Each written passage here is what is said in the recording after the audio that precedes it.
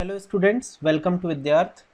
Students, 12th physics में हम पढ़ रहे हैं chapter ray optics and optical instruments. मैं आपको बताना चाहता हूं कि इस चैप्टर का जो फर्स्ट पार्ट है दैट इज़ रे ऑप्टिक्स, ये हमने कंप्लीट कर लिया है। आपको याद होगा कि प्रीवियस लेक्चर में हमने एक बहुत इंपॉर्टेंट टॉपिक डिराइव और डिस्कस किया था, that is lens maker formula. उस पर बेस्ड कुछ न्यूमेरिकल्स भी हमने डिस्कस किए थे। तो अब आज इस वीडियो लेक्चर से इस चैप्टर का जो सेकंड पार्ट है दैट इज़ ऑप्टिकल इंस्ट्रूमेंट्स, ये हम स्टार्ट करने वाले हैं। मैं आपको बता दूं कि आपके सिलेबस में 3 ऑप्टिकल इंस्ट्रूमेंट्स आपको स्टडी करना है, that is prism, microscope and telescope. तो चलिए वन बाय वन हम स्टार्ट करते हैं। तो जैसे कि मैंने बताया, फर्स्ट ऑप्टिकल इंस्ट्रूमेंट डिवाइस इस चैप्टर का है प्रिज्म। What is prism? आपने पहले भी सुना होगा इस ऑप्टिकल इंस्ट्रूमेंट के बारे में, इसको देखा भी होगा लैब वगैरह में। तो प्रिज्म का डेफिनेशन देखिए students, a prism is a wedge shaped portion of a transparent refracting medium bounded by two plane faces inclined to each other at a certain angle. जैसे कि इस डायग्राम में आप देख सकते हैं, ये जिस मटेरियल का बना हुआ है प्रिज्म, वो ट्रांसपेरेंट मटेरियल होना चाहिए ताकि उसमें लाइट का रिफ्रैक्शन हो सके, प्रोवाइडेड कि जिस दो फेस पे रिफ्रैक्शन होगा, अब ध्यान से देखिए ट्रायंगल शेप में बना हुआ है, इसका 3D स्ट्रक्चर आप यहाँ पे भी देख सकते हैं। तो जिन दो फेसेस में रिफ्रैक्शन होने वाला है उसको हम बोलते हैं रिफ्रैक्टिंग फेसेस। ये आप देख सकते हैं AB और AC, ABED फर्स्ट फेस और दूसरा रिफ्रैक्टिंग फेस है ACFD। तो ये दो रिफ्रैक्टिंग फेसेस हैं, मींस लाइट जो है वो फर्स्ट फेस से पास होगा और सेकेंड फेस से इमर्ज आउट होगा आफ्टर रिफ्रैक्शन। किस तरीके से होगा रिफ्रैक्शन, इसका डिटेल में हम डिस्कशन अभी करने वाले हैं। फिलहाल ये इंपॉर्टेंट है कि जिन दो फेसेस में रिफ्रैक्शन हो रहा है उसके बीच का जो एंगल होगा उसको हम बोलेंगे एंगल ऑफ प्रिज्म। ठीक है, तो एक्सपेक्टेड है कि ये दोनों टर्मिनोलॉजीज आपको क्लियर हो चुके हैं, रिफ्रैक्टिंग फेसेस कौन कौन से होंगे और एंगल ऑफ प्रिज्म क्या होगा। ठीक है, इसको इस डायग्राम में भी आप देख सकते हैं कि ये दो हमारे रिफ्रैक्टिंग फेसेस है जहां से लाइट एंटर और पास हो रहा है, और उन दोनों फेसेस में जो इंक्लाइंड एंगल है बीच में उसको हम बोलेंगे एंगल ऑफ प्रिज्म। तो डेफिनेशन आपको याद होना चाहिए स्टूडेंट्स, एंगल ऑफ प्रिज्म के बारे में पता होना चाहिए। अब ऐसा नहीं है कि इस पर्टिकुलर प्रिज्म में एंगल ए ही सिर्फ एंगल ऑफ प्रिज्म हो सकता है, एंगल बी भी हो सकता है एंगल ऑफ प्रिज्म, और एंगल सी भी हो सकता है। लेकिन उसके लिए जो दो रिफ्रैक्टिंग फेसेस हैं वो एंगल के एडजेसेंट होने चाहिए। मींस अगर एंगल बी को आप एंगल ऑफ प्रिज्म बोल रहे हो तो फिर ABED फर्स्ट रिफ्रैक्टिंग फेस हो जाएगा और सेकेंड रिफ्रैक्टिंग फेस EBCF हो जाएगा, तब angle B angle of prism कहलाएगा। सिमिलरली एंगल सी भी हो सकता है एंगल ऑफ प्रिज्म। ठीक है, तो एक्सपेक्टेड है आपको ये क्लियर हो चुका होगा।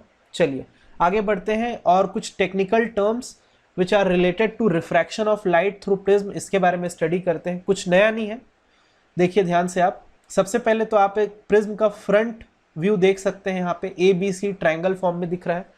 यहाँ पे हम एज्यूम करते हैं कि फेस AB और AC में रिफ्रैक्शन होगा, तो 100% एंगल A जो है वो एंगल ऑफ प्रिज्म कहलाएगा। ठीक है, अब जो फर्स्ट फेस है AB जहाँ से लाइट एंटर हो रहा है, आप देखिए तो जिस पॉइंट पर रिफ्रैक्शन हो रहा है वहां से हमने एक नॉर्मल ड्रॉ किया है N1, and we clearly know angle between normal and incident ray is known as angle of incidence.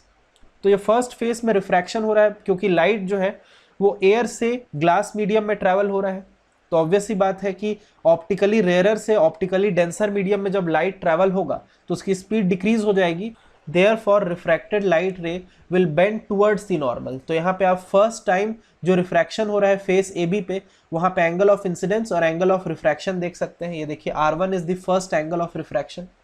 इसके बाद लाइट जो है वो सेकेंड फेस की तरफ मूव कर रहा है, देखिए ध्यान से आप, और फेस AC में पॉइंट Q पे रिफ्रैक्शन हो रहा है, सेकेंड रिफ्रैक्शन, वहां पे भी हमने नॉर्मल ड्रॉ किया N2। अब क्योंकि इस बार लाइट जो है वो ऑप्टिकली डेंसर से रेयरर मीडियम में ट्रैवल कर रहा है, देयरफॉर रिफ्रैक्टेड लाइट रे will bend away from the normal. तो ये आप देख सकते हैं लाइट रे इमर्ज हो गया है, और पॉइंट Q पे ये सेकेंड एंगल ऑफ रिफ्रैक्शन आप देखिए R2 और एंगल ऑफ इमर्जेंस E। तो एक्सपेक्टेड है आपको एंगल ऑफ इंसिडेंस, ये दोनों angle of refraction R1 R2 और एंगल ऑफ इमर्जेंस इस पॉइंट तक क्लियर हुआ होगा। ये जो प्रिज्म है वो जनरली ग्लास मटेरियल का बना होता है, but there are different types of glasses available और हर एक ग्लास का रिफ्रैक्टिव इंडेक्स अलग हो सकता है। ठीक है, तो इस प्रिज्म का यहाँ पे जो रिफ्रैक्टिव इंडेक्स का नोटेशन हम यूज कर रहे हैं वो है म्यू। देख लीजिए ध्यान से, अब देखिए स्टूडेंट्स, क्योंकि यहाँ पे 2 बार रिफ्रैक्शन हुआ है तो लाइट रे का जो ओरिजिनल पाथ है वो 2 टाइम्स बेंड हुआ है। ओरिजिनल पाथ कौन सा है ये देखिए, इंसिडेंट रे को ध्यान से देखिए, जिसको कि आगे एक्सटेंड किया गया है डॉटेड लाइन से, ये ओरिजिनल पाथ है। फर्स्ट टाइम रिफ्रैक्शन के बाद लाइट रे देखिए इस पर्टिकुलर एंगल पे बेंड हुआ ओरिजिनल पाथ से, और सेकेंड टाइम रिफ्रैक्शन के बाद वो और बेंड हुआ। तो ध्यान से देखिए, एमर्जेंट रे और इंसिडेंट रे के बीच में काफ़ी डिविएशन आ चुका है एंगल में। इसको अगर हमको फाइंड आउट करना है तो देखिए, इंसिडेंट रे को हमने एक्सटेंड किया ये डॉटेड लाइन से, सिमिलरली एमर्जेंट रे को भी हम पीछे की तरफ एक्सटेंड करते हैं, ये देखिए ध्यान से, तो एक पॉइंट ऑफ इंटरसेक्शन हमको मिलता है डी, है ना। तो अगर आपसे पूछा जाए कि what is the angle of deviation in case of refraction of light रे थ्रू प्रिज्म, तो यहाँ पे आप देख सकते हैं कि एमर्जेंट रे और इंसिडेंट रे दोनों का जो एक्सटेंशन है पीछे की तरफ, उसका पॉइंट ऑफ इंटरसेक्शन जो पॉइंट डी है, वहां पे एक एंगल क्रिएट हो रहा है जिसको कि यहाँ पे सिंबल डेल से रिप्रेजेंट किया गया है। This is known as angle of deviation. तो स्टूडेंट्स, अब मैं आपको एक बहुत इंपॉर्टेंट डेरिवेशन बताने वाला हूँ जिसमें कि हम फाइंड आउट करने वाले हैं relation between angle of incidence, angle of emergence, angle of deviation and angle of prism. तो it is very important formula, numerical में इसी फार्मूले पे बेस्ड क्वेश्चंस आते हैं, अभी हम सॉल्व भी करेंगे थोड़ी देर में। तो चलिए स्टार्ट करते हैं डेरिवेशन। और target is to find relation between angle of incidence, angle of emergence, angle of prism A and angle of deviation del. ठीक है, तो अब यहाँ पे थोड़ा ज्योमेट्री हम अप्लाई करेंगे, काफ़ी सिंपल है, ध्यान दीजिएगा। सबसे पहले तो क्वाड्रिलेटरल APOQ पे आप फोकस करिए। APOQ दिखा है क्वाड्रिलेटरल। अब यहाँ पे फर्स्ट इक्वेशन लिखा हुआ है angle A plus angle O is equals to 180 degree, equation number 1। ऐसा क्यों देखिए स्टूडेंट्स, क्योंकि क्वाड्रिलेटरल APOQ में अगर आप ध्यान से देखें तो एंगल P और एंगल Q दोनों 90 डिग्री होंगे। क्यों? क्योंकि नॉर्मल बना हुआ है यहाँ पे N1 और N2, देखिए ध्यान से। तो एंगल P और एंगल Q दोनों 90 होने की वजह से हम बिल्कुल ये बोल सकते हैं कि angle A plus angle O is 180, because sum of all the angles of quadrilateral is 360 degree. तो अगर ये दोनों एंगल 90 हो गए तो बाकी के दो एंगल्स A और O का समेशन 180 होना चाहिए क्लियरली। ठीक है, चलिए आगे बढ़ते हैं। नाउ इन ट्रायंगल OPQ, ध्यान से देखिए OPQ, ये छोटा सा ट्रायंगल आप देख सकते हैं। इस ट्रायंगल में क्या हम लिख सकते हैं angle O plus angle R1 plus angle R2 is equals to 180, that is equation number 2। बिल्कुल, angle sum property, sum of all the angles of triangle is equals to 180 degree. यहाँ तक तो बिल्कुल प्रॉब्लम नहीं होना चाहिए आपको। अब आगे ध्यान से देखिएगा, इन ट्रायंगल DPQ, ये ऊपर में एक छोटा सा ट्रायंगल आप देख सकते हैं DPQ। तो क्या हम यहाँ पे ट्रायंगल DPQ में ये वाला जो एंगल है, ध्यान से देखिए DPQ, ये वाला DPQ, ये छोटा एंगल जो है, क्या हम इसको लिख सकते हैं एंगल I माइनस R1? किसको? DPQ को I minus R1। Similarly DQP को, इस एंगल को हम लिख सकते हैं क्या? E माइनस R2, इसको angle of emergence minus angle of refraction R2। Now अगर एंगल डेल को हम कंसिडर करें इस स्मॉल ट्रायंगल के बेसिस पे, तो एक एक्सटीरियर एंगल है एंगल डेल, ये देखिए एंगल ऑफ डेविएशन। तो angle of deviation which is exterior angle to the triangle DPQ will be equal to sum of two opposite interior angles, मतलब del will be equal to angle DPQ plus DQP। अच्छा, DPQ क्या मैंने बताया था अभी? I minus R1, और DQP को क्या बताया था? E minus R2। देखिए नेक्स्ट स्टेप में वही लिखा हुआ है, del is equals to I minus R1 plus E minus R2। तो यहाँ पे exterior angle of a triangle की प्रॉपर्टी यूज हुई है। ठीक है, आप इसको रिपीट करके सुन लीजिएगा अगर आपको एक बार में क्लियर ना हुआ हो तो। अब इसके बाद नेक्स्ट स्टेप में इसको सिर्फ रीअरेंज किया गया है, दोनों एंगल ऑफ रिफ्रैक्शन को एक ब्रैकेट में, बाकी एंगल ऑफ इंसिडेंस और इमरजेंस को दूसरे ब्रैकेट में रीअरेंज करके इक्वेशन नंबर 3 मार्क किया गया है। नाउ अगर आप कंपेयर करें इक्वेशन नंबर 1 और 2 को, तो आप देख सकते हैं angle A plus angle O 180 degree, R1 plus R2 plus angle O is equals to 180 degree. तो यहाँ से क्लियरली हम बोल सकते हैं कि angle A is equals to R1 plus R2, है ना, क्योंकि O और 180 डिग्री तो कॉमन है इक्वेशन नंबर 1 और 2 में। तो clearly angle A is equals to R1 plus R2। तो अब इक्वेशन नंबर 3 में जहाँ पे angle of refraction R1 plus R2 लिखा हुआ है, क्या वहाँ पे हम एंगल A सब्सटीट्यूट कर सकते हैं, that is angle of prism? बिल्कुल। तो ये हमने कर दिया, और फाइनली उसको जब हम रीअरेंज करेंगे तो हमारा फाइनल फॉर्मूला आ चुका है, that is angle of incidence plus angle of emergence is equals to angle of prism plus angle of deviation. This is very important relation between these 4 angles, ठीक है। तो ये आपको डिराइव करने के लिए आ सकता है एग्जाम में फॉर 3 मार्क्स, और अगर 5 मार्क्स में आया तो इसी फॉर्मूले पे बेस्ड एक न्यूमेरिकल आपसे पूछा जाएगा। तो एक्सपेक्टेड है कि ये पूरा डेरिवेशन आपको क्लियर हो चुका होगा। डायग्राम थोड़ा बड़ा ड्रॉ करिएगा एग्जाम में, जब आप इसको डिराइव करेंगे तो अच्छे से लेबलिंग होना चाहिए, प्रॉपर पेंसिल से ही आपको डायग्राम ड्रॉ करना है, एरो का जो डायरेक्शन है वो मिस नहीं होना चाहिए, नहीं तो मार्क्स कटेगा वहां पे, ठीक है। तो स्टूडेंट्स इतना आप नोट डाउन करिए कॉपी में। इसके बाद आगे बढ़ते हैं नेक्स्ट टॉपिक की तरफ।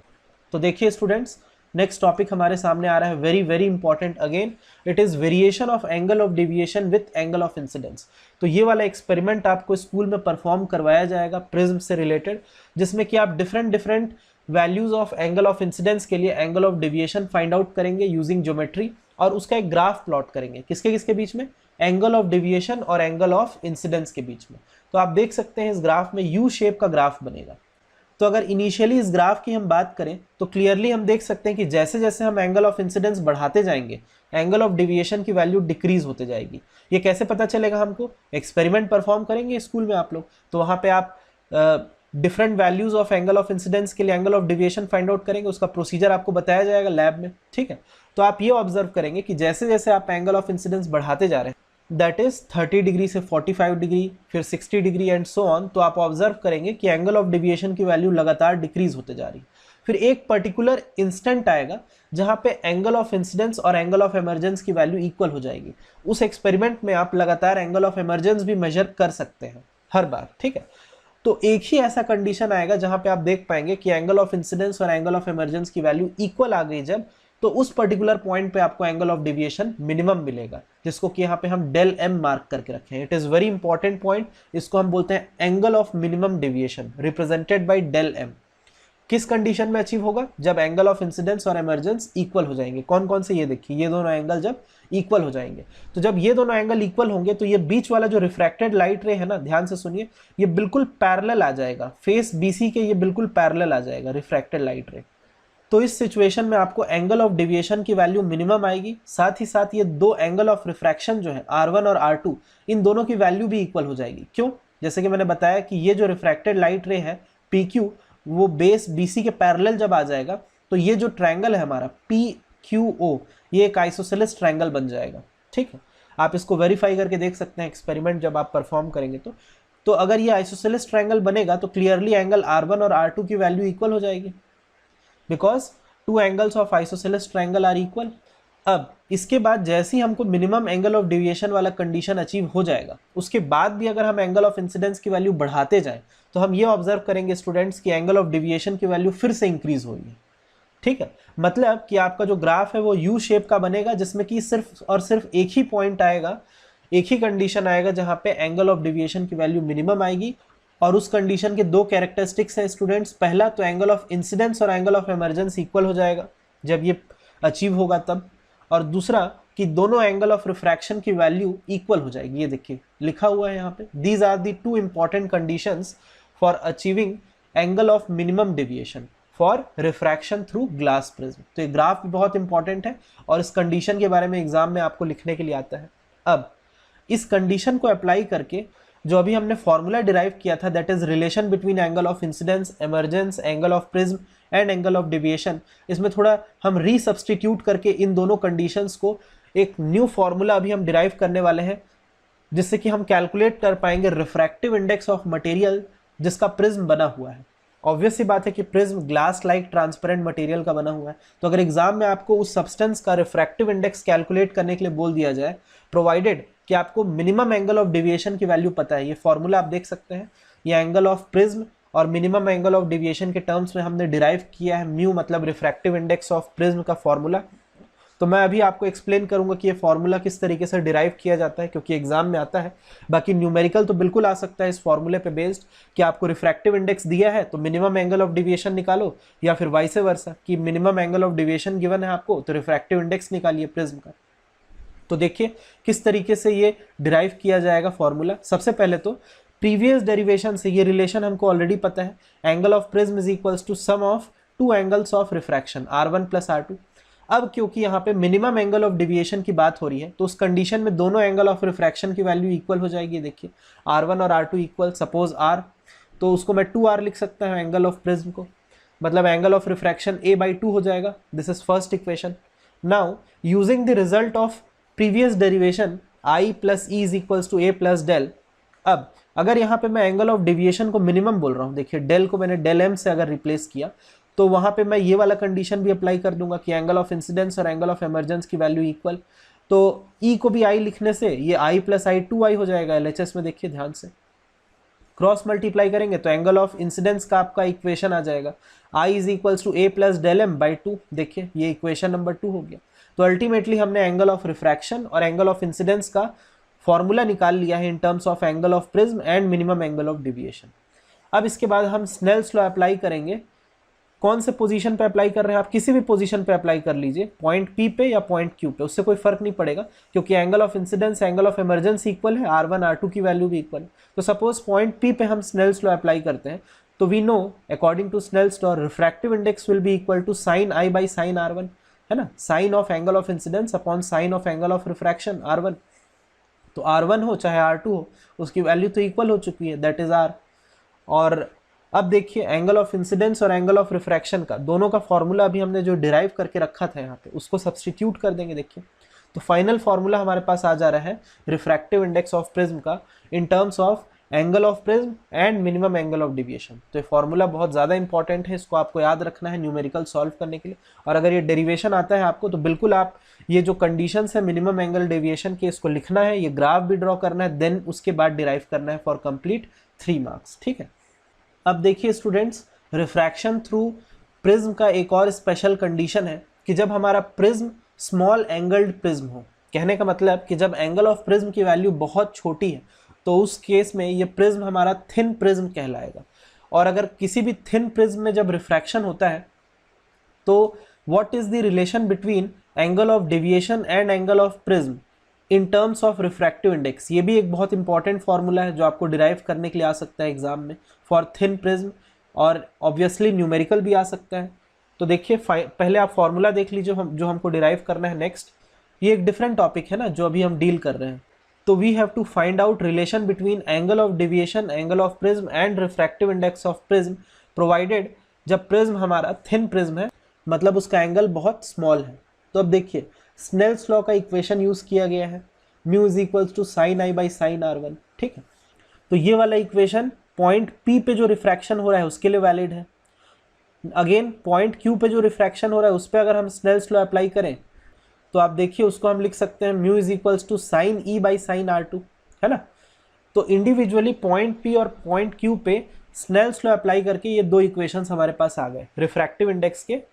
आप देखिए अब क्योंकि हमारा प्रिज्म जो है वो स्मॉल एंगल्ड प्रिज्म है, means it is very thin prism, तो जब भी आपको न्यूमेरिकल दिया जाएगा इस फॉर्मूले पे बेस्ड तो वहाँ पे क्लियरली लिखा होगा कि it is a thin prism.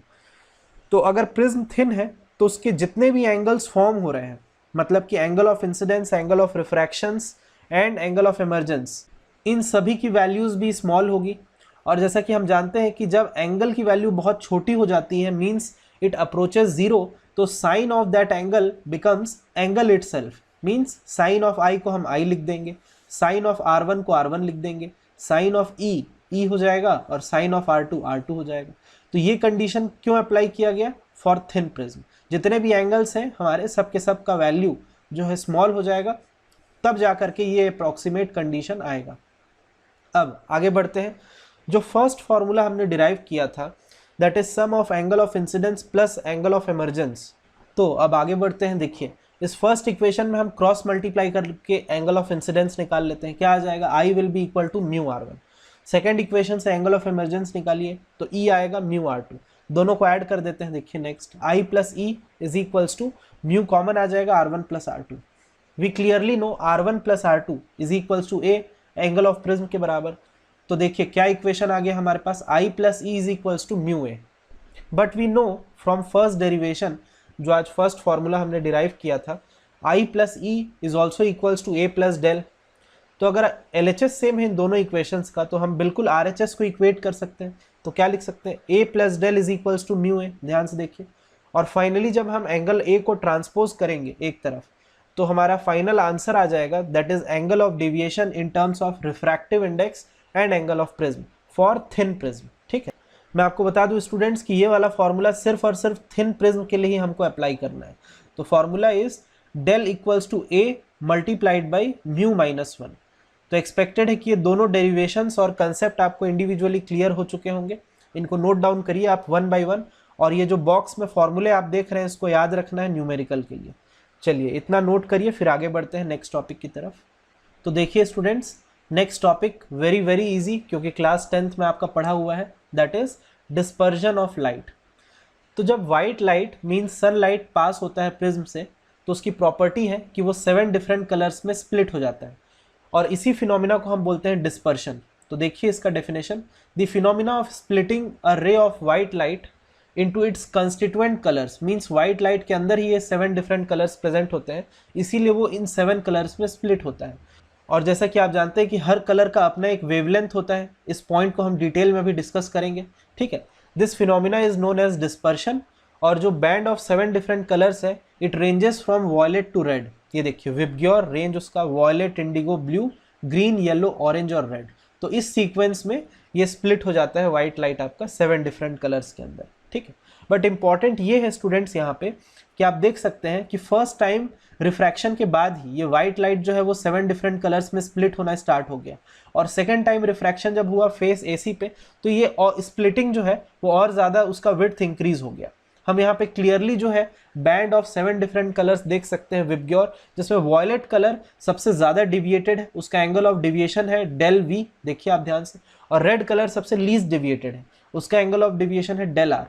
तो अब आगे हम ये जानेंगे कि क्या इसका रीज़न है कि red colour is least deviated and violet colour is most deviated colour. तो देखिए स्टूडेंट्स, कॉज ऑफ डिस्पर्शन, यहाँ पे एक इंपॉर्टेंट इक्वेशन आपको गिवन है स्नेल्स लॉ का। यहाँ पे क्लियरली आपको ये बताया जा रहा है कि जितने भी 7 डिफरेंट कलर्स स्प्लिट होकर के निकल रहे हैं व्हाइट लाइट से, सभी के लिए एंगल ऑफ इंसिडेंस की वैल्यू तो सेम थी, ये देखिए सभी कलर्स के लिए। तो अगर फेस एसी पे हम स्नेल्स लॉ अप्लाई करते हैं फॉर द फर्स्ट टाइम, तो एंगल ऑफ इंसिडेंस तो हर कलर के लिए सेम है। तो वॉयलेट कलर को अगर हम फोकस करें तो angle of refraction violet colour के लिए अलग है, एंड ऑब्वियसली रेड कलर के लिए भी अलग है। तो कहने का मतलब कि हर एक कलर के लिए एंगल ऑफ इंसिडेंस की वैल्यू तो सेम है, लेकिन एंगल ऑफ रिफ्रैक्शन की वैल्यू डिफरेंट है। तो अगर मैं यहाँ पे रिफ्रैक्टिव इंडेक्स का फॉर्मूला लिखता हूँ according to Snell's law for violet colour, तो हम यहाँ पे लिख सकते हैं sine i by sine r v. ये देखिए ध्यान से, एंगल ऑफ इंसिडेंस तो वॉयलेट कलर के लिए भी सेम है, but angle of refraction suppose violet colour के लिए आर वी है, तो ऑब्वियसली उसका जो रिफ्रैक्टिव इंडेक्स होगा वॉयलेट कलर का वो डिफरेंट है। जबकि यहीं पर रेड कलर के लिए अगर मैं लिखना चाहूँ स्नेल्स लॉ, तो अगेन एंगल ऑफ इंसिडेंस उसके लिए सेम है, बट एंगल ऑफ रिफ्रैक्शन की वैल्यू अलग है। आप देख सकते हैं डिफरेंट एंगल बनेगा रिफ्रैक्शन का।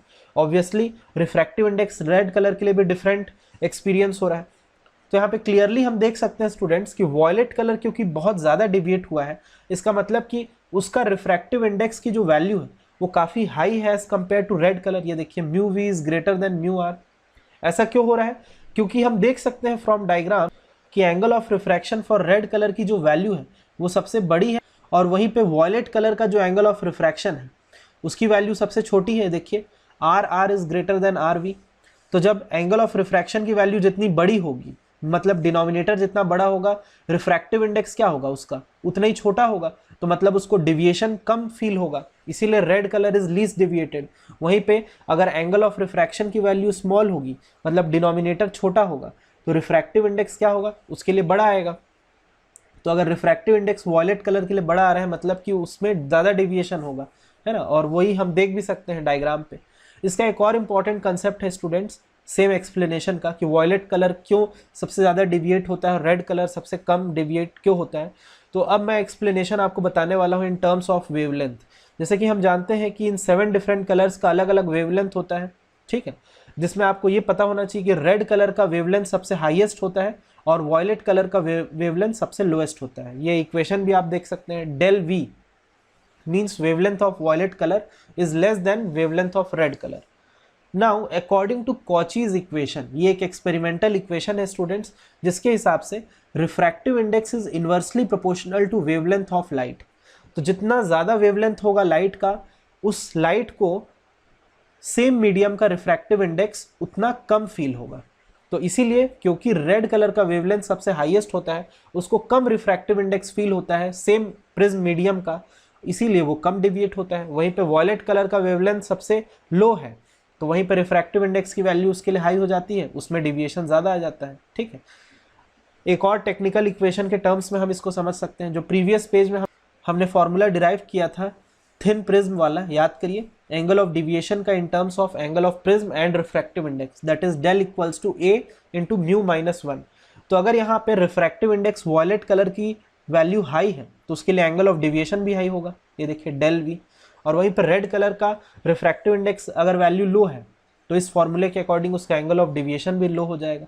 तो कभी भी आपको एग्जाम में ये एक्सप्लेनेशन आए कि red colour is least deviated and violet is highest deviated, इसको एक्सप्लेन करना है, तो बिल्कुल आप कॉचीज इक्वेशन के बेसिस पे इस तरीके से एक्सप्लेन कर सकते हैं। ये हमारा फाइनल रिजल्ट यहाँ पे लिखा हुआ है। ठीक है, तो स्टूडेंट्स इस टॉपिक को आप नोट डाउन करिए कॉपी में जल्दी से। डायग्राम थोड़ा अच्छे से ड्रॉ करना है आपको प्रॉपर लेबलिंग के साथ। इसके बाद फिर हम आगे बढ़ते हैं नेक्स्ट टॉपिक की तरफ। तो देखिए स्टूडेंट्स, नेक्स्ट टॉपिक आपके सामने आ रहा है, that is angular dispersion. Very important, इसका फॉर्मूला इंपॉर्टेंट है आप लोगों के लिए, न्यूमेरिकल आपको पूछा जाएगा इस फॉर्मूले पे बेस्ड। तो आप देख सकते हैं सेम डायग्राम यहाँ पे ड्रॉ किया गया है, आपको दोबारा ड्रॉ करने की जरूरत नहीं है। तो what is angular dispersion? It is the difference in the deviations suffered by two colours in passing through a prism gives the angular dispersion of those two colours. कहने का मतलब कि अगर हम रेड कलर और वॉयलेट कलर को reference लें और फाइंड आउट करना चाहें कि भाई इन दोनों कलर्स के बीच में जो एंगल ऑफ डिविएशन में डिफरेंस क्या है, तो वही डिफरेंस इन एंगल यहाँ पे कहलाएगा angular dispersion of red and violet colour. ये एंगुलर डिस्पर्शन स्टूडेंट्स हम किसी भी दो कलर के लिए निकाल सकते हैं। हम चाहे तो येलो और इंडिगो के लिए निकाल सकते हैं एंगुलर डिस्पर्शन। उसके लिए क्या करना पड़ेगा, बस दोनों के जो इंडिविजुअल एंगल ऑफ डिविएशन है उनको सब्ट्रैक्ट करना पड़ेगा।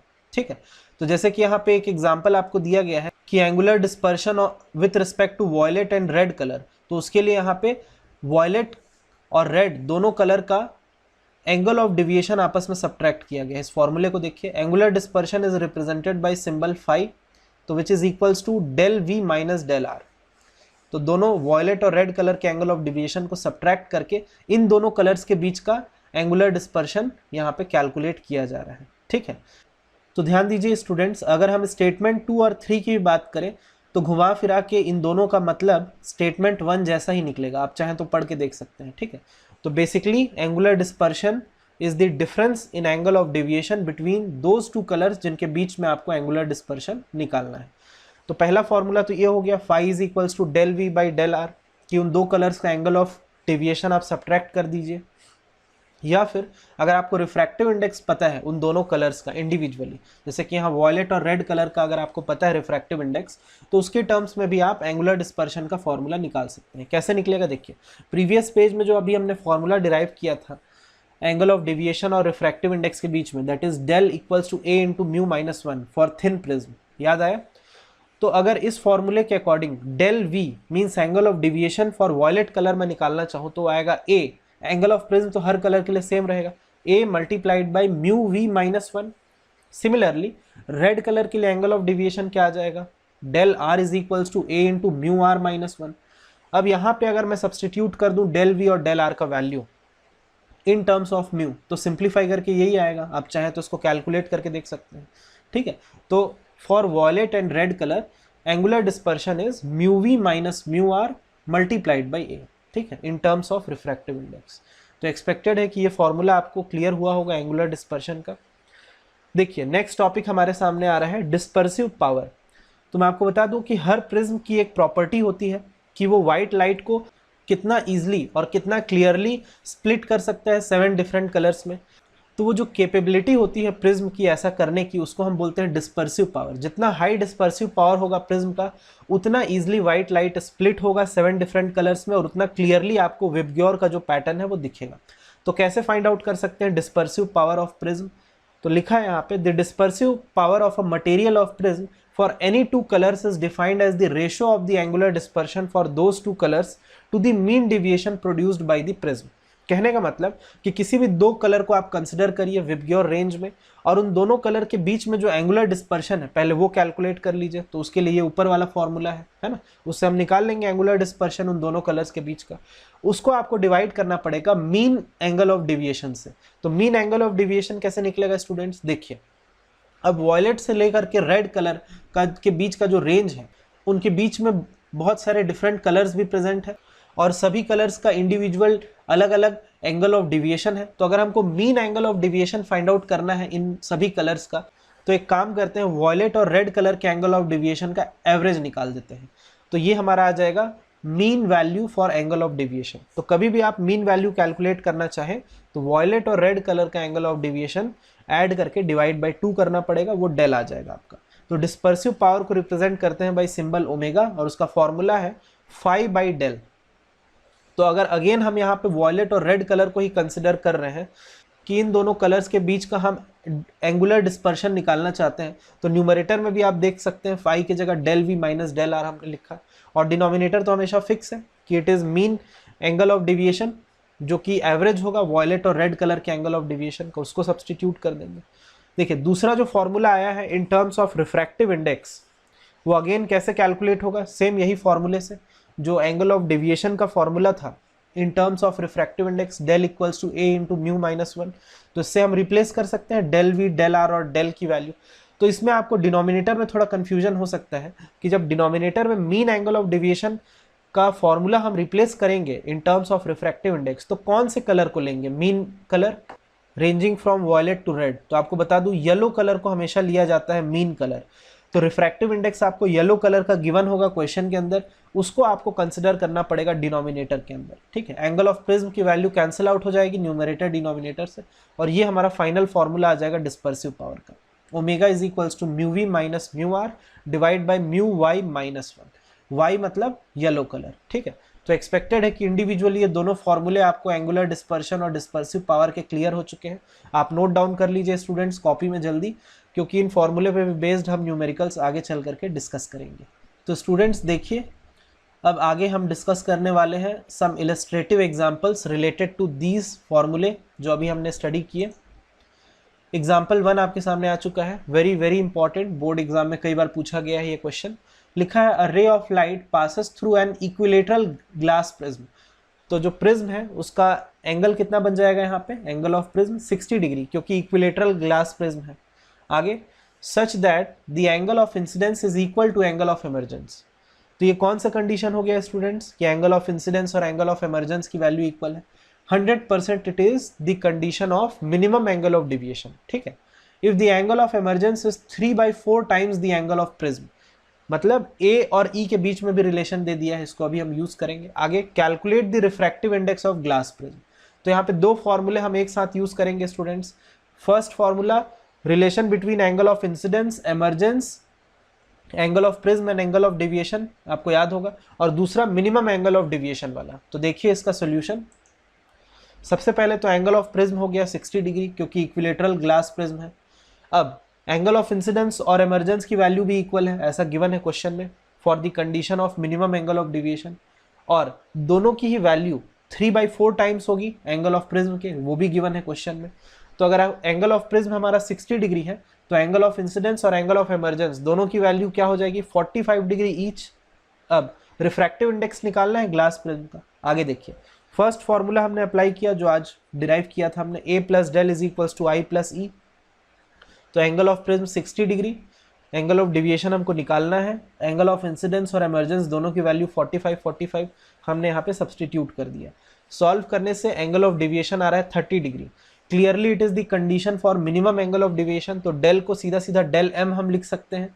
और जो सेकेंड वाला फॉर्मूला है मिनिमम एंगल ऑफ डिविएशन का जो आज हमने डिराइव किया था, उसको देखिए अब यूज कर रहे हैं यहाँ पे, that is mu equals to sine A plus del m by 2 divided by sine A by 2। तो यहाँ पे एंगल ऑफ प्रिज्म और मिनिमम एंगल ऑफ डिविएशन दोनों का वैल्यू सब्सटीट्यूट करने के बाद जब हम सॉल्व करते हैं तो फाइनल आंसर हमारा आ रहा है √2, दैट इज डेसिमल में 1.414। This is the refractive index of glass prism. तो काफ़ी अच्छा क्वेश्चन है स्टूडेंट्स 2 मार्क्स के लिए। चलिए आगे एक और एग्जाम्पल देखते हैं हम, उसके बाद आप एक साथ नोट कर सकते हैं। एग्जाम्पल 2 देखिए, जस्ट रिवर्स में आपसे पूछा गया है calculate the angle of minimum deviation for an equilateral triangular prism of refractive index √3। तो फर्स्ट क्वेश्चन में आपको रिफ्रैक्टिव इंडेक्स निकालना था, मिनिमम एंगल ऑफ डेविएशन पता था।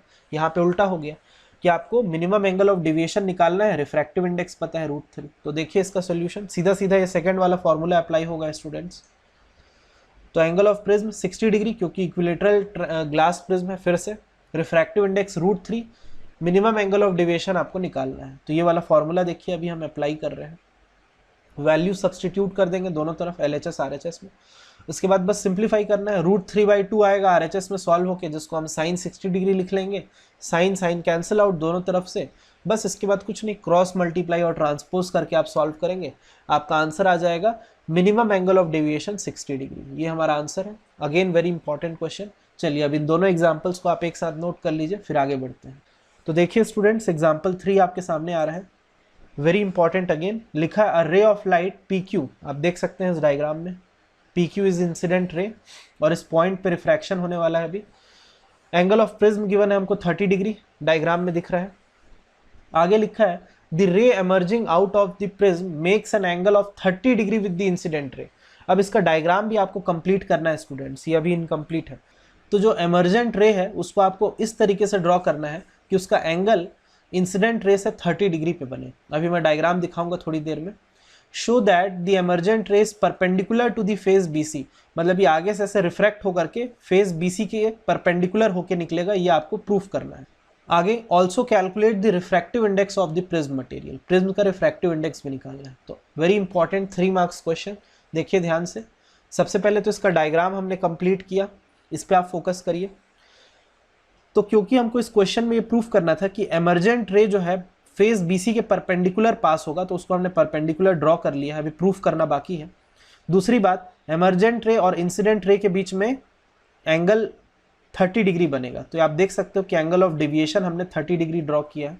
उसके लिए इंसिडेंट रे को हमने पीछे की तरफ प्रोजेक्ट किया सीधा, और एमर्जेंट रे और इंसिडेंट रे के बीच में angle of deviation del 30 degree हमने ड्रॉ कर दिया according to the question. Obviously angle of refraction भी यहाँ पे मार्क किया गया है, आप देख सकते हैं पॉइंट Q पे जो रिफ्रैक्शन हो रहा है उसके लिए।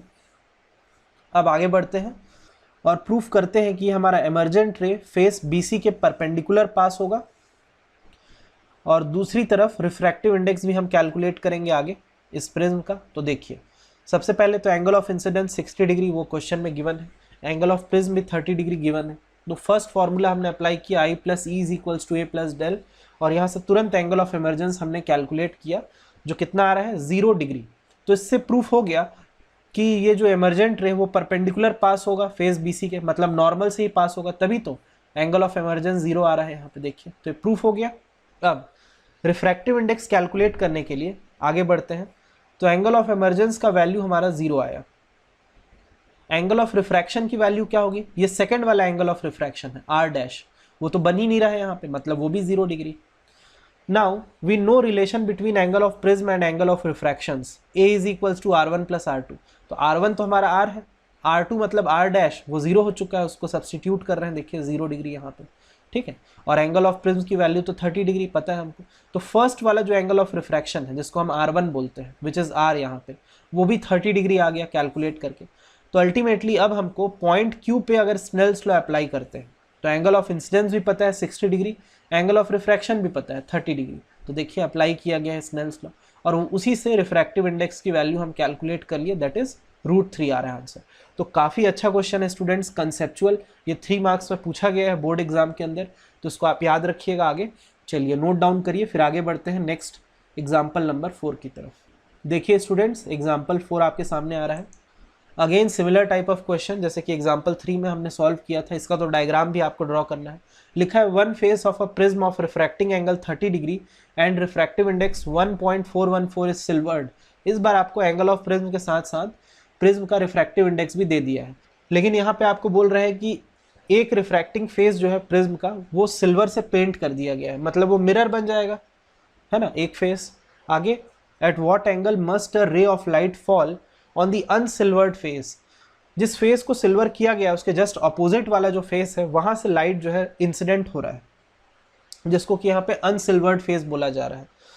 सो that after refraction into the prism and reflection at the silvered face it retraces its path. तो इसका डायग्राम मैं आपको शो करता हूँ, तुरंत क्लियर हो जाएगा। देखिए डायग्राम पे पहले आप फोकस करिए। तो ये वाला जो फेस है हमारा AC, इसको सिल्वर से पेंट किया गया है, तो ये बन गया फेस AC हमारा मिरर। इसके अपोजिट फेस मतलब कि फेस AB से लाइट इंसिडेंट हुआ और वहीं पे रिफ्रैक्शन हुआ। रिफ्रैक्टेड लाइट रे इस तरीके से पास हुआ सेकंड फेस पे कि रिफ्लेक्शन होने के बाद, क्योंकि ये मिरर बन गया है फेस AC हमारा, तो रिफ्लेक्शन होगा। तो रिफ्लेक्शन होने के बाद रिफ्लेक्टेड लाइट रे रिट्रेस कर रहा है पाथ को, मतलब उसी पाथ से मूव हो रहा है बैक। तो इस क्वेश्चन में आपको basically angle of incidence find out करना है, प्रोवाइडेड कि रिफ्रैक्टिव इंडेक्स की वैल्यू आपको गिवन है और एंगल ऑफ प्रिज्म भी दिया है। तो देखिए from figure it is clearly visible that कि जो एंगल ऑफ एमर्जेंस है हमारा वो 0 डिग्री होगा। आप देख सकते हैं, क्योंकि जो सेकेंड टाइम रिफ्रैक्शन है वो पॉसिबल ही नहीं हो रहा है यहाँ पे, क्योंकि आप देख सकते हैं कि जो सेकेंड फेस पे यहाँ पे रिफ्रैक्शन पॉसिबल ही नहीं है, उल्टा रिफ्लेक्शन हो जा रहा है। तो एंगल ऑफ एमर्जेंस तो 0 बन रहा है, और जो सेकेंड वाला एंगल ऑफ रिफ्रैक्शन होता है जिसको R2 बोलते हैं हम, या फिर R', वो भी 0 हो गया। Now we know relation between angle of prism and angle of refractions, that is R + R' is equals to A। R' की वैल्यू तो 0, एंगल ऑफ प्रिज्म 30, तो जो फर्स्ट एंगल ऑफ रिफ्रैक्शन है उसकी वैल्यू 30 डिग्री आ गई, यहाँ से देख सकते हैं। अब पॉइंट Q पे फिर से स्नेल्स लॉ अप्लाई कर रहे हैं हम। देखिए mu is equals to sine I by sine R। Basically हमको I कैलकुलेट करना है, एंगल ऑफ रिफ्रैक्शन पता है 30 डिग्री और म्यू की वैल्यू भी पता है 1.414। तो सभी वैल्यूज़ को सब्सटीट्यूट करके सॉल्व करेंगे तो तुरंत यहाँ पे देखिए साइन I की वैल्यू आ रही है 1/√2, मतलब angle of incidence 45 degree. It is again very important question students, similar type of question, but पूछने का जो तरीका है वो डिफरेंट है। तो इसको नोट डाउन करिए कॉपी में। इसके बाद आगे बढ़ते हैं एग्जाम्पल 5 की तरफ। नेक्स्ट तो देखिए 5th एग्जाम्पल आपके सामने आ रहा है।